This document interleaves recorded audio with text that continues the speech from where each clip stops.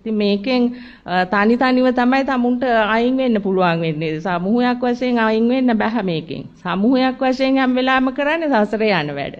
තනි වුණ තැන තමයි තමුන්ට මේකෙන් ගැලවෙන ස්වභාවයට යන්න පුළුවන් වෙන්නේ. මනස ගලව ගන්න එපා ඉස්සෙල්ලා නේද? ඉතින් ගලවන ක්‍රමවේදය තමයි දැකීම. තේරුම් ගැනීම. වරද කොතනද කියලා තේරුම් ගැනීම. වැරදෙන තැන කොතනද කියලා තේරුම් ගැනීම. ඒකට එකතු නොවි සිටීම. ඒකට එකතු නොවි සිටීම තුලින් තමයි තමුන්ගේ අන්නර ප්‍රඥාවන්තය මතුවෙන්නේ. දැන් ප්‍රඥාවන්තය හැම වෙලාවෙම නිහඬයි. මේ අඥානය තමයි හැම වෙලාවෙම මේක කලඹ මේ සසරක් හදන්න අවශ්‍ය කරන කර්ම එකතු කරන්නේ. ඉතින් ඒ தත්වෙන් මිදලා ඔබේම ප්‍රඥාව මේ දැන් කාගවත් ප්‍රඥාවක් නෙමෙයි මේ මතු කරගන්න කියන්නේ. බුදුහාමුදුරුවෝ අපිට මේ දුන්න මේ උත්තරීතර නිදහස, මනසින් නිදහස් වීමේ නිදහස තමයි අපිට භුක්ති විඳින්න කියලා කිව්වේ. ඉතින් එහෙම හැමෝම මේ මනසින් නිදහස් මේ කම්පණය වෙන මනස, චංචල වෙන මනස, නොසන්සුන් වෙන මනස, වරදට පොළඹවන මනස අතහැරි තැනයි තමුන්ට අර නිශ්චල මනස තුල ප්‍රඥාවෙන් හැම දෙයක් දිහාම නිහඬව නැවතිලා දකින්න පුළුවන් හැකියාව ලැබෙන්නේ. එතන ඊර්ෂ්‍යා, ක්‍රෝධ, වෛර, මදමාන, කුහකකම් ඒව නැහැ. මසුරුකම් නැහැ. බොහොම නිශ්චලයි මේ මනස ලෝකේ සියල්ලේම යථාර්ථය දකිනවා. එතකොට දාහයක් නැහැ, දුකක් නැහැ තමුන්ට. සනසිල්ලේ තමුන්ගේ කර්මානුරූපව ලැබුණ ජීවිතේ කර්මානුරූපව ගෙවලා අකුසලයට යන්නේ නැතුව, අකුසල තව රැස් කරගන්නෙත් නැතුව තමුන්ට පුළුවන්කම ලැබෙනවා මේකෙන් ගැලවිලා සදාටම ගැලවිලා යන්න. ඒක තමයි අපිට කරගන්න තියෙන්නේ.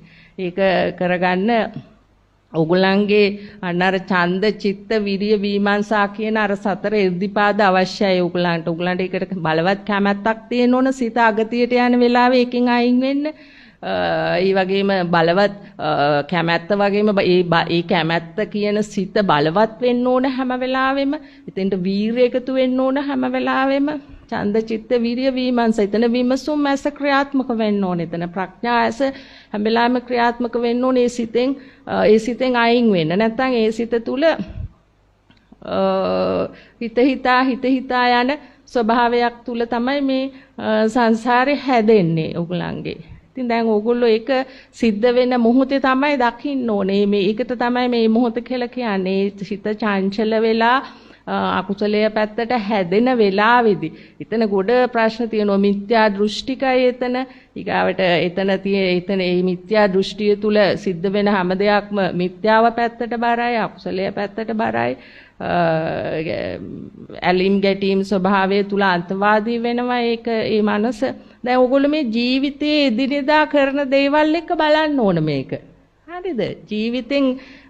ජීවිතේ එකක්, ධර්මයේ එකක් නෙමෙයි දෙක. ඒ දෙකම එකක්. ජීවිතය තුල ඇති ධර්මයයි අපි මේ ගවේෂණය කරන්නේ.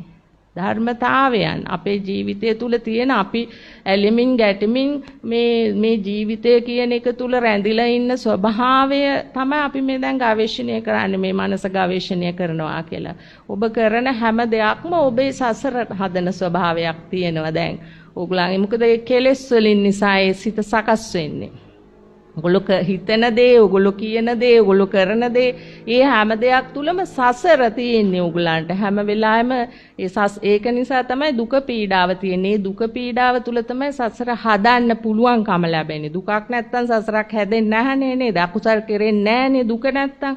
මේ දුක නැති කරගන්න, අසහනෙ නැති කරගන්න, මේ හිතේ තියෙන චංචල බව, නොසන්සුන්කම නැති කරගන්නනේ හැම වෙලාවෙම මේ පෘථග්ජන මනස සිතින්, කයෙන්, වචනෙන් නොයෙකුත් අදක්ෂ වැඩවලට යන්නේ නේද? ඉතින් මේ පව්පින් කියන්නේ ඒ දෙක තමයි. ඉතින් සිත සංසුන් කරගන්න තමයි පින් කරන්නේ. සිත සංසුන් කරගන්න තමයි පව් කරන්නේ.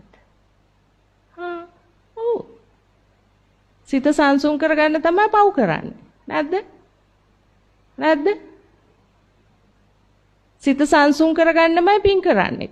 බුදුහාමුදුරුවෝ දෙකම වැරදි.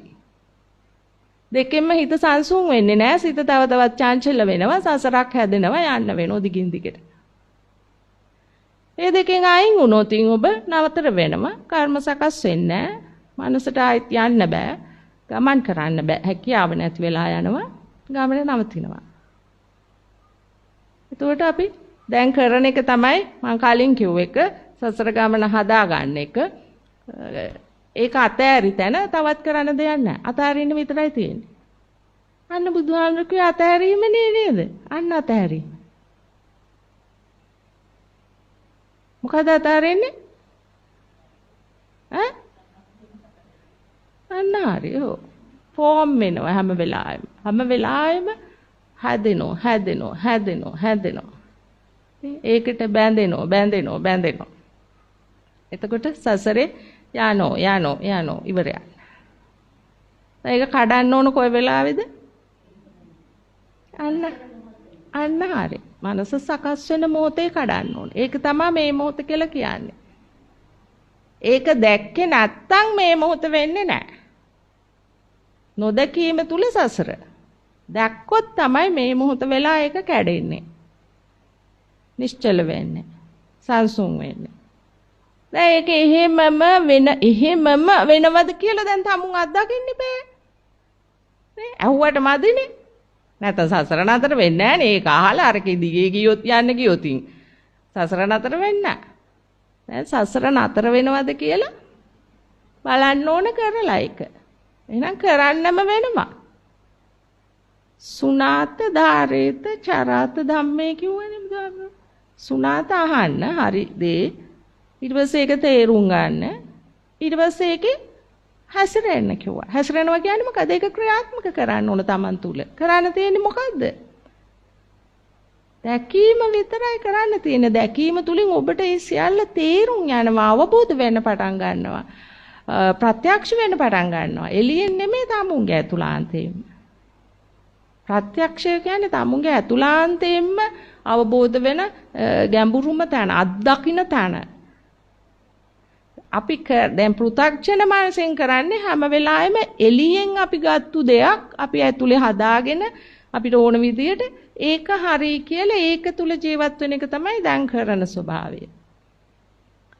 අපි දැන් ඕනම දෙයක් බලන්න බැලුවොත් එක්ක අහපු දෙයක් එක්ක දැකපු දෙයක් නේ නැත්තම් තමුන්ටම හරි කියලා හිතුන දෙයක් තමුන්ගේම මතේ ඉඳගෙන නැත්තම් කවුරු හරි කියපු දෙයක් නැත්තම් පොතක පතක තිබුණ දෙයක් නැත්තම් අන්න බුදුහාමුදුරුවෝ කිව්ව කාලාම සූත්‍රයේ නැත්තම් අන්න පරම්පරාවෙන් එන දෙයක් අන්න නැත්තම් සම්ප්‍රදාය අපි එදා ඉඳලා කරගෙන ආ වැඩ.